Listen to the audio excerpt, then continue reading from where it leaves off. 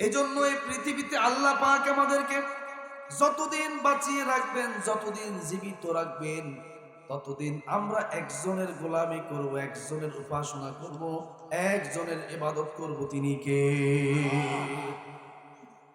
এজন্য আমরা পৃথিবীর জমিনে আল্লাহ পাক আমাদেরকে যতদিন বাঁচিয়ে রাখবেন, যতদিন আমাদেরকে হায়াত দিবেন, আমরা ইবাদত করব কার? এজন্য আল্লাহ পাক বলেন, ওয়ামা খলাকুতুল জিন্না ওয়াল ইনসা ইল্লা লিয়াবুদুন। আল্লাহ পাক সূরাতুজ জারিয়ার 56 নম্বর আয়াতের মধ্যে স্পষ্টভাবে জানিয়ে দেন, আমি মানুষ এবং জিন জাতিকে সৃষ্টি করেছি শুধুমাত্র কেবলমাত্র আমি রবের ইবাদত করার জন্য। তাহলে আমরা যারা এখানে উপস্থিত, এই আয়াতের মধ্যে আমরা আছি কিনা? আল্লাহর ইবাদত এই দুনিয়ার জমিনে যতদিন থাকবো ততদিন করা লাগবে কিনা? আমার প্রিয় ভাইরা, এজন্য আল্লাহ রাব্বুল আলামিন স্পষ্ট করে জানিয়ে দেন, ও দুনিয়ার গোলাম শোনো, ইয়া আইয়ুহাল্লাযীনা আমানু তাকুল্লাহা ওয়াল তানজুর নাফসুম মা কদ্দামাত লিগাদ ওয়াত্তাকুল্লাহা ইন্নাল্লাহা খাবীরুম বিমা তা'মালুন। বলুন আল্লাহু আকবার।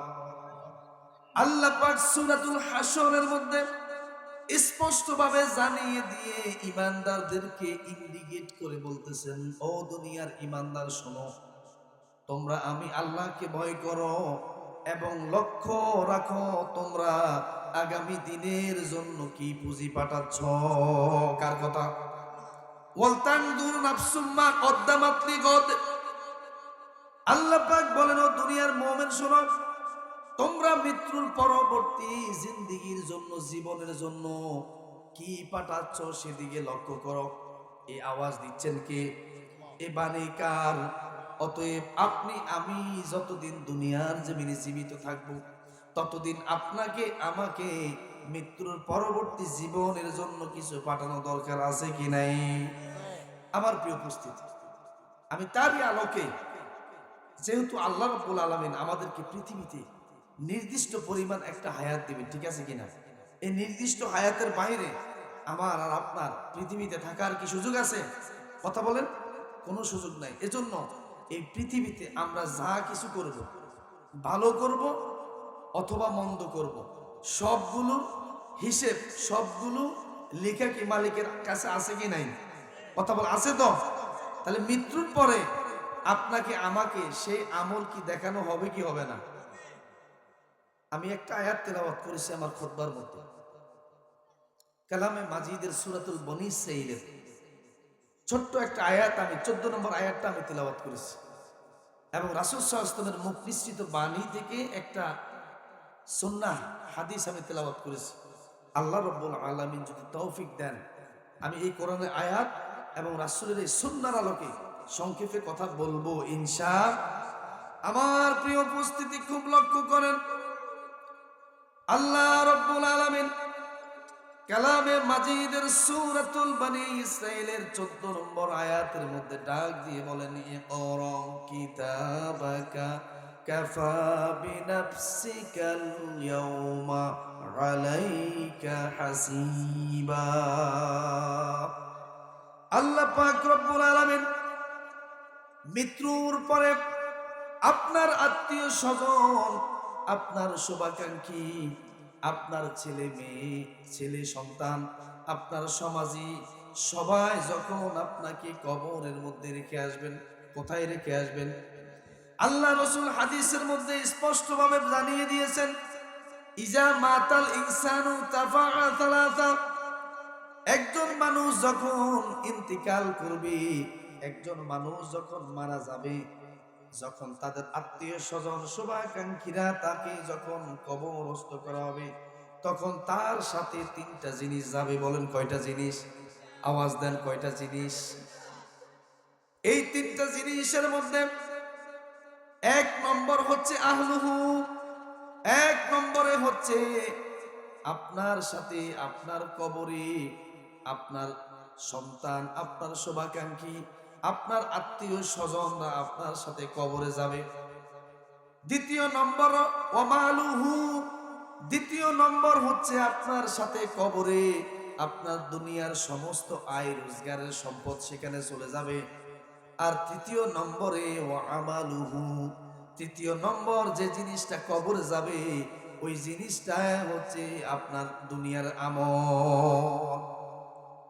এবার খুব লক্ষ্য করেন, আল্লাহ রসুল বলেন এই তিনটা জিনিস আপনার আমার সাথে কবরে যাবে। কয়টা জিনিস? এই তিনটা জিনিসের মধ্যে আল্লাহ রসুল সাল্লাল্লাহু আলাইহি ওয়াসাল্লাম স্পষ্ট জানিয়ে দেন ফায়ারজিউ ইথনান, এই তিনটা জিনিসের মধ্যে দুইটা জিনিস আপনাকে কবরে একা রেখে চলে আসবে। কয়টা জিনিস চলে আসবে? বাকি রইল কয়টা জিনিস? আল্লাহ রসুল বলেন ওয়াহিদ, আর বাকি একটা জিনিস মৃত ব্যক্তির সাথে কবরে থেকে যাবে। এবার খেয়াল করেন, ইয়ারজিউ আহলুহু, আপনার সাথে কবরে আপনার আত্মীয় স্বজন যারা যাবে তারা আপনাকে কবরস্থ করে সেখান থেকে একা রেখে বাড়িতে চলে আসবে কি আসবে না? এটা এক নম্বর। এবার দ্বিতীয় নম্বর হচ্ছে ওয়ামালুহু, আপনার দুনিয়ার জিন্দেগিতে আপনি যা কিছু উপার্জন করেছেন সবটাই কবরে যাবে, তবে কবরে রেখে এই মালগুলো আবার চলে আসবে। তাইলে কয়টা জিনিস চলে আসলো? কথা বলেন, বাকি রইল কয়টা জিনিস? আল্লাহ রসুল বলেন ওয়ামালুহু, তোমার ওই কবর নামক অন্ধকার ঘরের মধ্যে একটা জিনিস তোমার সাথে থাকবে, ওই জিনিসটার নাম হচ্ছে তোমার জিন্দেগির আমল। আপনি ভালো করেন আর খারাপ করেন, নেক আমল করেন অথবা গুনাহ করেন, এই আমলগুলো আপনার সাথে কবরে থেকে যাবে। সন্তানাদি চলে আসবে, ধন সম্পদ চলে আসবে, আপনার দুনিয়ার যা কিছু আমল করেছেন এই আমলগুলোই আপনার সাথে কবরের সঙ্গী হবে। ঠিক কিনা? এবার খুব লক্ষ্য করেন, আল্লাহ রসুল হাদিসের মধ্যে অন্য একটা হাদিসের বর্ণনায় চলে এসেছে ক্বালা রাসূলুল্লাহি সাল্লাল্লাহু আলাইহি ওয়াসাল্লাম ইন্নাল কবরা ইয়াকুলু কুল্লা ইয়াউম, আল্লাহ রসুল বলেন নিশ্চয়ই প্রত্যেক দিন কবর তোমাদেরকে আহ্বান করেন। কে আহ্বান করেন? আপনাকে যেই জায়গায় মাটি দেওয়া হবে, আপনাকে যেই জায়গায় কবরস্থ করা হবে আপনি কিন্তু জানেন না। আপনি মনে করেন আমার কবর আমার পারিবারিক কবরস্থানে হবে, কিন্তু আপনার কবর কোথায় হবে একমাত্র জানেন তিনি কে। ওই কবরের জায়গা যেখানে আপনাকে রাখা হবে ওই কবরটা আপনাকে প্রত্যেক দিন ডাকে, আহ্বান করে। কি বলে আহ্বান করে? খুব লক্ষ্য করেন, আল্লাহ রাসূল জানিয়ে দেন কবর আপনাকে বলে আনা বাইতুল গুরবা। ও দুনিয়ার মানুষ শুনো, আনা বাইতুল গুরবা, আমি হচ্ছি একাকিত্বের ঘর, আমার দিকে এসো। আনা বাইতুল ওয়াহদা, আমি হচ্ছি নিঃসঙ্গতার ঘর, আমার দিকে এসো। আনা বাইতুত তুরাব, আমি হচ্ছি মাটির ঘর। আনা বাইতুদ দুদ, আমি হচ্ছি কীট পতঙ্গের ঘর। তাহলে কবর সর্বপ্রথম ডাকবে আমি হচ্ছি একাকিত্বের ঘর। দ্বিতীয় নম্বর বলবে আনা বাইতুল ওয়াহদা, আমি নিঃসঙ্গতার ঘর, যেখানে কোনো সঙ্গী সাথী কোনো কিছুই পাবে না। দুনিয়াতে বিপদে ফুটলে, সন্তান বিপদে ফুটলে বাবা এগিয়ে আসেন, বাবা বিপদে ফুটলে সন্তান এগিয়ে আসেন, ভাই বিপদে ফুটলে আরেক ভাই এগিয়ে আসেন, বন্ধু বিপদে ফুটলে আরেক বন্ধু এগিয়ে আসে কি আসে না? কিন্তু কবর বলতেছে আনা বাইতুল ওয়াহদা, আমি হচ্ছি নিঃসঙ্গতার ঘর, আমার এই ঘরের ভিতরে তোমার সাথে সঙ্গ দেওয়ার মতো কোনো ব্যক্তি থাকবে না।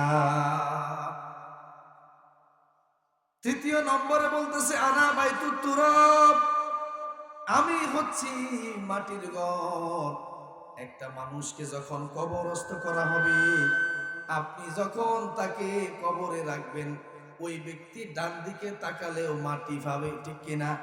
বাম দিকে তাকালেও মাটি পাবে, নিচের দিকে তাকালেও মাটি পাবে, উপরের দিকে তাকালেও মাটি পাবে কি পাবে না? এই জন্য কবর বলতেছে আনা বাইতু তুরব। ও ভাই শুনো, আমি হচ্ছি মাটির ঘর। আমার গর্ভের ভিতরে, পেটের ভিতরে তুমি যখন আসবে, তুমি যেদিকে তাকাও না কেন সব দিকে মাটি আর মাটি দেখতে পাবে। 4 নম্বরে কবর বলবে আনা বাইতুদ্দুদ। ও ভাই শুনো, আমি হচ্ছি কীট পতঙ্গের ঘর, আমি হচ্ছি পোকা মাকড়ের ঘর, আমি হচ্ছি সাপের ঘর। এবার খুব লক্ষ্য করেন, আপনি আমি দুনিয়াতে ইন্তিকাল করার পরে আপনাকে আমাকে কবরে রেখে আসবে কি আসবে না? খুব লক্ষ্য করেন, আসবে কি আসবে না? এবার আপনাকে আমাকে যখন কবরস্থ করা হবে, এবার আপনার আর আমার সাথে সেখানে কি কেউ থাকবে? কথা বলেন, থাকবে? কেউ থাকবে না। আপনাকে সর্বপ্রথম মুনকার নাকির 2 জন ফেরেশতা এসে প্রশ্ন করবে, উঠাবে, আপনাকে উঠায় বসাবে। তারা জিজ্ঞাসা করবে মান রব্বুকা, তোমার রব কে? আপনি যদি দুনিয়াতে আল্লাহর হুকুম আকাম মেনে চলেন, আপনি যদি দুনিয়াতে আল্লাহর রাসূলের সুন্নাহ মোতাবেক চলে থাকেন, আপনি যদি দুনিয়ার জমিনে নেক আমল করে থাকেন, আপনি যদি দুনিয়াতে ইমানদার সলেহিন মুত্তাকিন হিসেবে জীবন যাপন করেন ইবাদতের মাধ্যমে, তখন আপনার মুখ দিয়ে বের হবে আলহামদুলিল্লাহি রাব্বিল আলামিন। সমস্ত প্রশংসা সেই মহান মনিবের, যিনি সারা জাহানের মালিক, সারা জাহানের অধিপতি। আপনাকে যখন দ্বিতীয় প্রশ্ন করা হবে ওমান দীনুকা, তোমার দিন কি? আপনি যদি দুনিয়াতে নেক আমল করে থাকেন, তাহলে আপনার মুখ দিয়ে বের হবে দীনিয়াল ইসলাম, আমার দিন হচ্ছে ইসলাম। তৃতীয় নম্বর প্রশ্ন যেটা করবে মান হাজার রাজুল, যে ব্যক্তিকে আপনাকে দেখানো হবে, আকৃতি দেখানো হবে, আপনাকে প্রশ্ন করা হবে এই ব্যক্তিটাকে। আপনি যদি দুনিয়াতে আল্লাহর হুকুম আহকাম ঠিক মতো মেনে নিতে পারেন, আপনি যদি আল্লাহ রাসূলের সুন্নাহকে আঁকড়ে ধরতে পারেন, তাহলে আপনার জবান দিয়ে সঠিক উত্তরটা বের হয়ে আসবে আনা খাতামুন নবিয়্যিন মুহাম্মদ রাসূলুল্লাহ সাল্লাল্লাহু আলাইহি ওয়াসাল্লাম। এটা ঈমানদারের মুখ দিয়ে বের হবে। এই জবাবটা কার হবে? যারা দুনিয়াতে যারা কোরআনকে আঁকড়ে ধরেছে, রাসূলের সুন্নাহকে আঁকড়ে ধরেছে, যারা আল্লাহর ইবাদত করেছে, শত ব্যস্ততা, শত দুঃখ, শত কষ্টের মাঝে তারা আল্লাহর ইবাদত ছাড়ে নাই, তাদের জবাবটা এরকমই হবে, ঠিক আছে কিনা? এবার দেখেন পক্ষান্তরে একজন বদকার ব্যক্তিকে যখন কবরে রাখা হবে, মুনকার নাকির 2 জন সম্মানিত ফেরেশতা তাদেরকে উঠাবেন, উঠিয়ে প্রশ্ন করবেন মান রব্বুকা। তিনি যদি দুনিয়াতে আল্লাহর নাফরমানি করে, তার জবান দিয়ে বের হবে হা হা লা আদরি, আমি কিছু জানি না। সেকেন্ড প্রশ্ন করবেন অমান দিনুকা, তোমার দিন কি?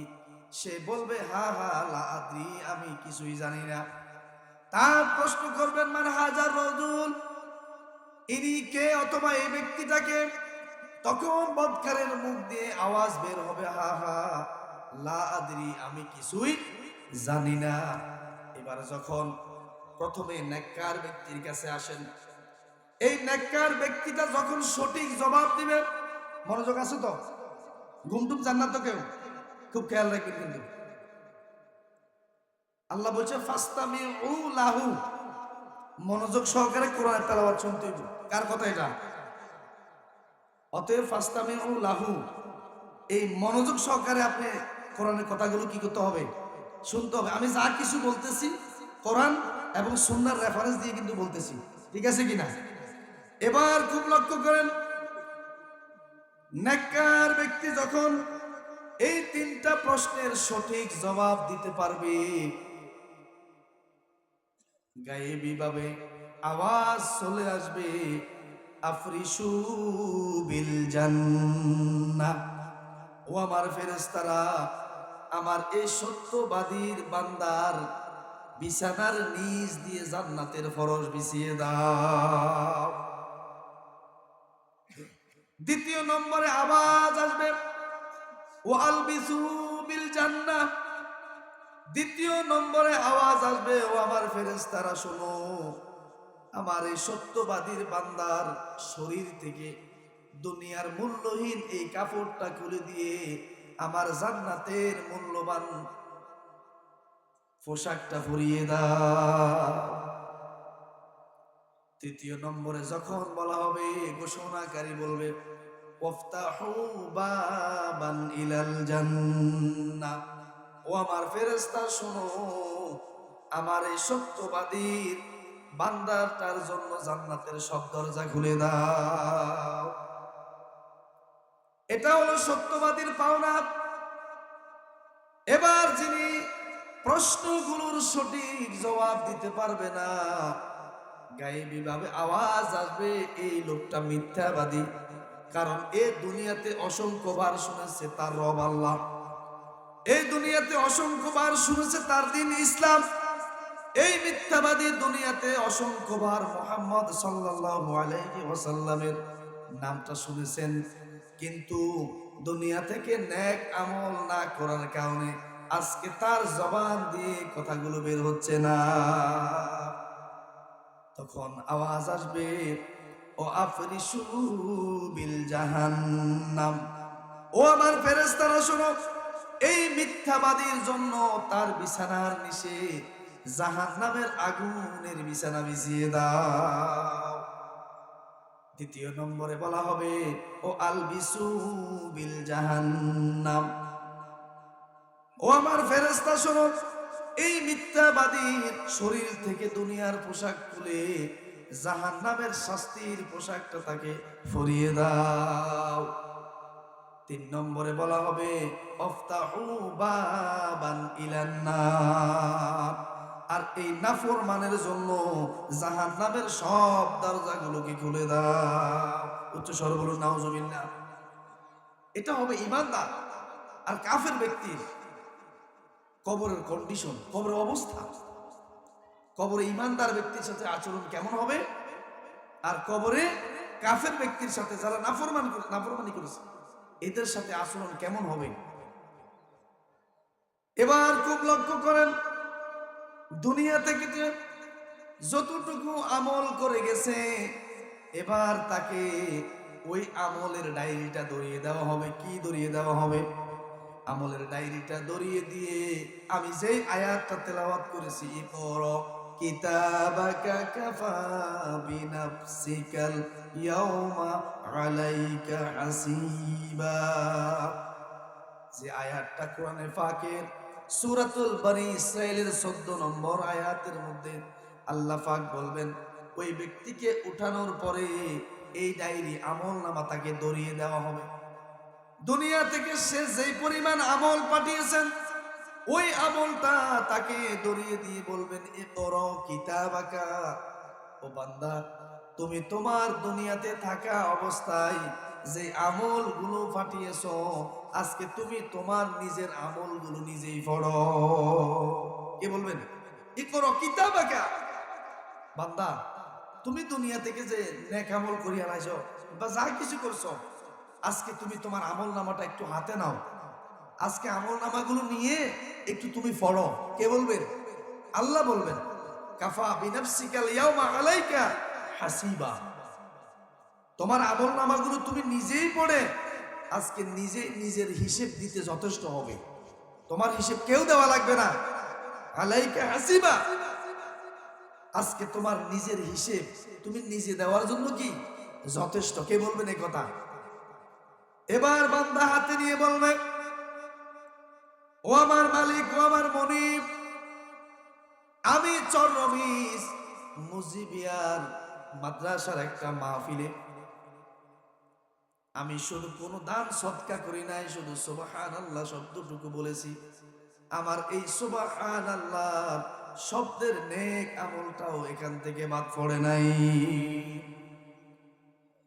আবার আরেক ব্যক্তি আশ্চর্য হয়ে বলবে, মালিক, আমি চর জমি মজিবিয়া মাদ্রাসার জন্য কিছু পরিমাণ অর্থ সম্পদ দান করেছি।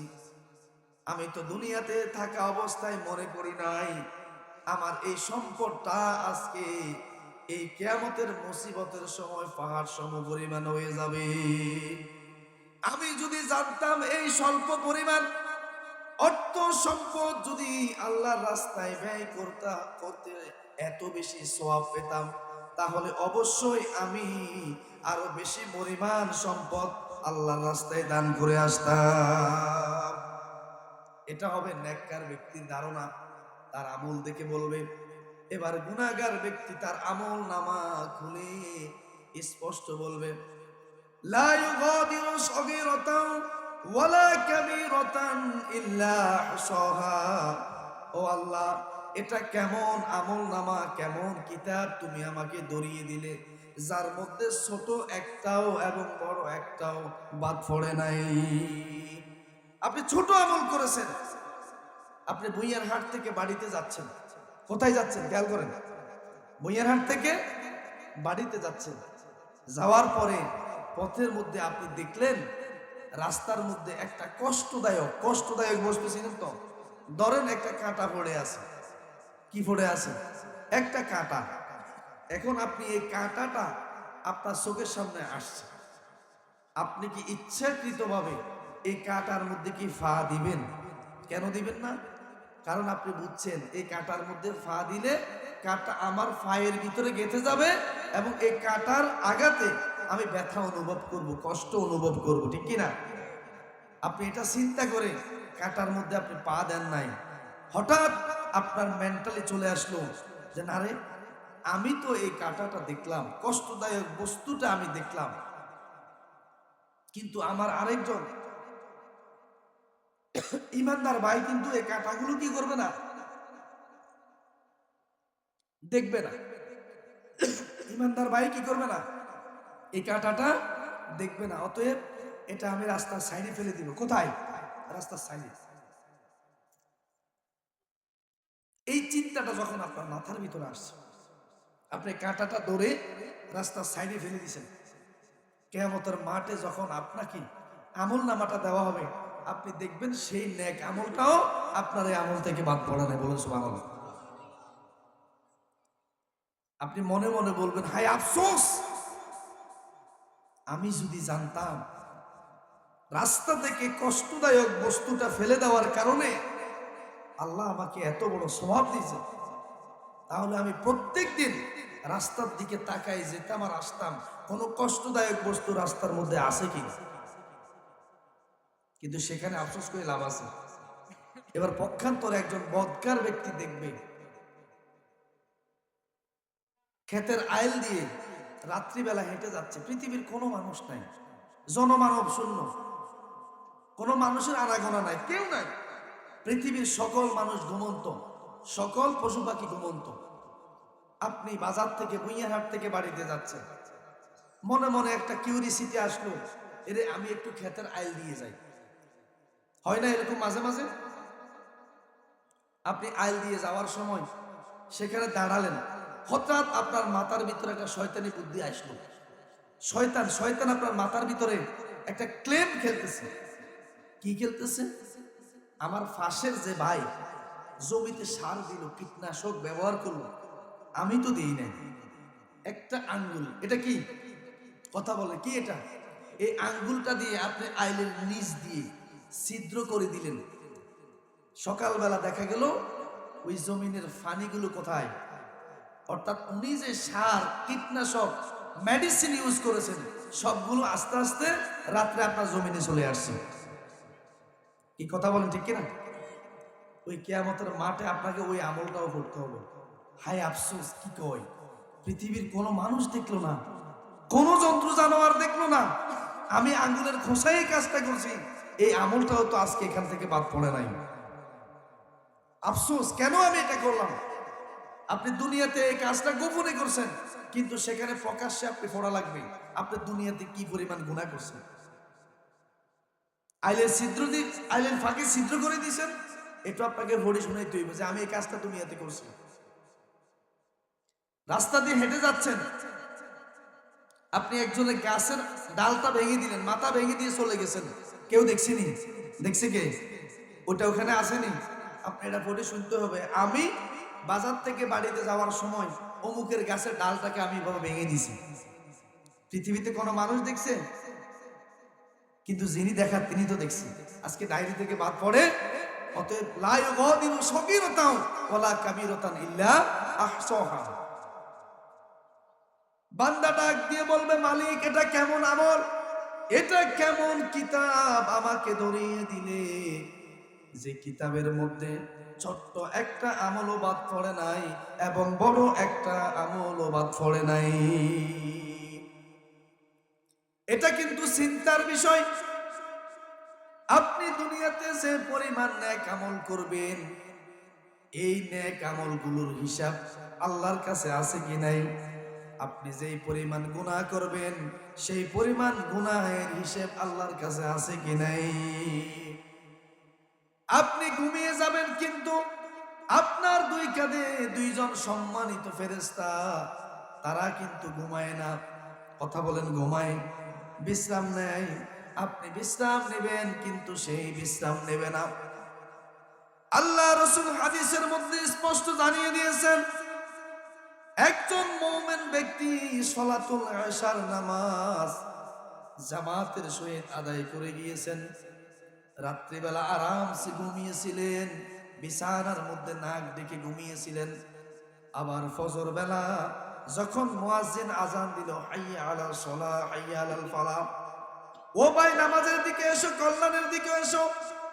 আপনি শীতের ভিতরে, পৌষ মাস, কনকনে শীত, আপনি আরামসে লেফটাকে ফেলে দিয়ে মুয়াজ্জিনের আহ্বানে কনকনে ঠান্ডা শীতের পানি দিয়ে ওযু করে সালাতুল ফজরের নামাজ আবার জামাতের সহিত আদায় করে নিলেন। আল্লাহ রাসূল বলেছেন, এই ব্যক্তি রাত্রিতে ঘুমায় নাই, তার ঘুমানোর ভিতরেও আল্লাহ রব্বুল আলামিন তার জন্য নেক আমল লিখে দিয়েছে। তাহলে একজন নেককার ব্যক্তি, আমরা তো মাঝে মাঝে বলি যে কারো ডুলুনি আর কারো ইবাদত করা সমান, কারো ঘুম যান আর কারো ইবাদত করা সমান। কি কথা ঠিক আছে কিনা? ইমানদার ব্যক্তি ঘুম যাবে, এশার নামাজ পড়ে ঘুমিয়ে যাবে, আবার ফজরের সময় উঠে ফজরের নামাজ জামাতে পড়বে, তার পুরা ঘুমটা আল্লাহ পাক সওয়াব হিসেবে লিখে দিবেন। ঠিক কিনা? এই জন্য আপনি, আমরা আমাদের করণীয় কি বলেন? আজকে আমি এটা জানাজার নামাজে বলেছি, কেউ যদি যেয়ে থাকেন শুনছেন, আমি বলেছি আপনি এরকম 1 কোটি জানাজা আমল আপনি এক পাল্লায় দিবেন, আর আরেকটা পাল্লায় আপনি 1 রাকাত ফরজ নামাজ দিবেন। মুহূর্তের মধ্যে 1 রাকাত ফরজ নামাজের পাল্লা ভারী হয়ে যাবে। কথা বলেন ঠিক কিনা? কারণ জানাজার নামাজ ফরজে কিফায়া, এটা সমাজ থেকে 2-4-5 জন পড়লে আদায় হয়ে, কিন্তু কিছুক্ষণ আগে এশার নামাজ পড়ছেন না, তা আমরা নামাজ আপনার ভাই পড়লে তো ওই কথা কর না, আপনার নামাজ ভাই পড়লে হইতো না। বাড়ির পাশে দাওয়াত দিছি, আপনি জানো বাইরে গেছে, ভাই দাওয়াত তো আমার দিছি, তুই যাও, দাওয়াত এটা আদায় হইব তো? হবে না। কিন্তু এবার এশার আজান হয়েছে, আপনি বাইরে বলছেন, ভাই আমি তো দোকানে ব্যস্ত, আমি ফারুক ভাই আছে। ফারুক ভাই কইলো, ভাই রে তুই তো আর ভাই, যা এশার আজান দিছে আর বদলে নামাজটা হলিয়া হবে তো নামাজ? কেন? এটা হলো স্বতন্ত্র ইবাদত, এটা যার নামাজ সে পড়া লাগবে। কি কথা ঠিক আছে কিনা? আজকের মাহফিলে কে কি নিয়ত আইছেন, এটা হয়তো আমি জানি না, জানেন কি? কারণ মাহফিলে আসতে একটা নিয়ত করে আইছেন কিনা? আমি দোয়া করি যদি কারো দুনিয়াবি কোনো নিয়ত হয়ে থাকে, আল্লাহ রব্বুল আলামিন ওনাকে মাফ করে দিক। আর যদি ফরকালমুখী আল্লাহর সন্তুষ্টির জন্য যারা এসেছেন, আল্লাহ পাক তাদের দিলের নেক মাকসাদ গুলোকে কবুল করুন, বলুন আমিন। আমি যে কথাটা বলতেছিলাম, কবরে আপনাকে আমল নামা ধরিয়ে দেওয়া হবে। কি ধরিয়ে দেওয়া হবে? আপনি আমল নামাটা পড়বেন, পড়ার পরে আল্লাহ বলবে, বান্দা তোমার আমল নামাটা তুমি নিজে পড়ো, কাফা বিনাফসিকা ইয়াউমা আলাইকা হাসিবা।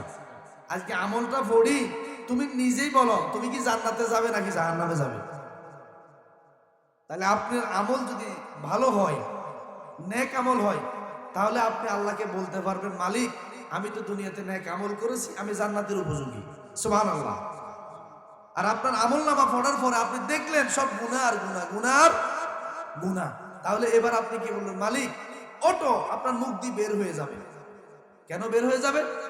আল্লাহ পাক এর জন্য জানিয়ে দেন, আল-ইয়াউমা নাখতিমু আলা আফওয়াহিহিম ওয়া তুকাল্লিমুনা আইদিহিম ওয়া তাশহাদু আরজুলুহুম বিমা কানু ইয়াকসিবুন। বলুন আল্লাহু আকবার।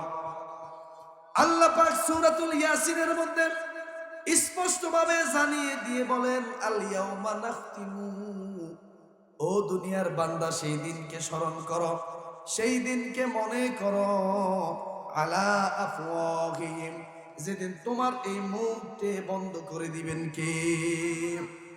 এবার আপনার প্রশ্ন থাকতে পারে, যদি আমার জবান এই মুখটাকে বন্ধ করে দেওয়া হয়, তাহলে আল্লাহর সাথে অথবা ফেরেশতাদের সাথে কথা বলবে কে? আল্লাহ পাক সেটার জবাব দিয়েছে, জবাব দিয়ে জানিয়ে দেন, ওয়াতুকাল্লিমুনা আইদিহিম, বান্দা ওই দিন তোমার এই হাত আমি আল্লাহর সাথে কথা বলবে। হাতের আঙ্গুলি দিয়ে জমিনের আইল খুশিয়ে দিয়েছ, এই আঙ্গুল আল্লাহর কাছে জবাব দিবে। চোখ দিয়ে খারাপ জিনিস দেখেছেন, এই চোখ আল্লাহর কাছে সাক্ষ্য দেবে। কান দিয়ে খারাপ জিনিস শুনেছেন, কান আল্লাহর কাছে সাক্ষী দিবে।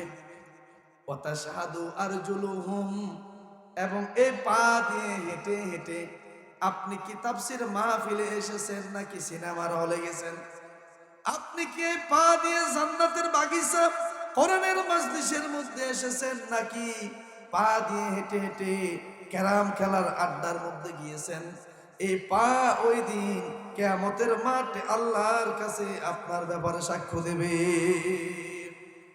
আপনি যদি তাফসীর মাহফিলে আসেন, মসজিদে আসেন, তাহলে এই পা সাক্ষ্য দেবে, মালিক তোমারে বান্দা আমি পায়ের উপরে ভর করে তোমার কোরআনের কথাগুলো শোনার জন্য তাফসীর মাহফিলে গিয়েছে।